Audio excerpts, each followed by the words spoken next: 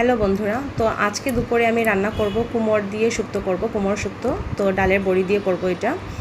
আর এখানে বেগুনকে একদম ছোট ছোট করে কেটে রেখেছি, এটা আমি করব। আর এখানে আলু কেটে রেখেছি, ছেলের জন্য পনির করব। এ তো খাবে না এসব। তো বেগুনটা করব আমি এই যে ভুজিয়া মাছ বলে এটাকে, একদম ছোট ছোট মাছ, আপনারা কি বলেন সবাই, আমি এটা জানি না। তো এখানে তো আমরা তো ভুজিয়া মাছ বলি আর কি। তো দারুণ লাগে খেতে। আরও ছিল, আমরা হাফ খেয়ে নিয়েছি। বড় মাছ ছিল, শেষ হয়ে গেছে। তো আজকে এমন কিছু ছিল না।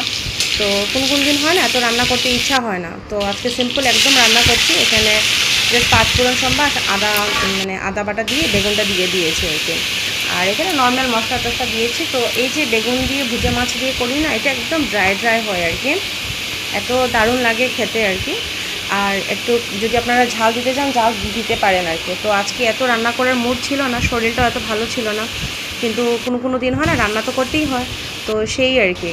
তো বরকে বললাম আজকে আর অন্য কিছু আনবে না, তো সেই সিম্পল করলাম। তো বেশি জল দেবো না, যেহেতু জাস্ট অল্প জল দিয়েছি, জাস্ট মশলাটা কষানোর জন্য।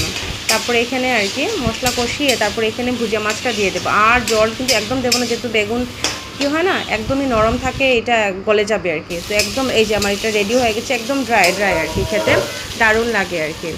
তো কীরকম হয়েছে নিশ্চয়ই বলবেন। আমার এইটা রেডি হয়ে গেছে আর কি। তারপর এখানে দেখেন সকালে সব বাসন ধুয়ে রেখেছি, শুকানোর পরে এটা রান্না করতে করতে এটাও তুলে নেব। এত কাজ থাকে, কাজের তো শেষ নেই, একটার পরে একটা আর কি থাকেই। তো এখানে আমি রেডি করে নিয়েছি, যেটা কুমড় শুক্তো করবো এখানে আর কি।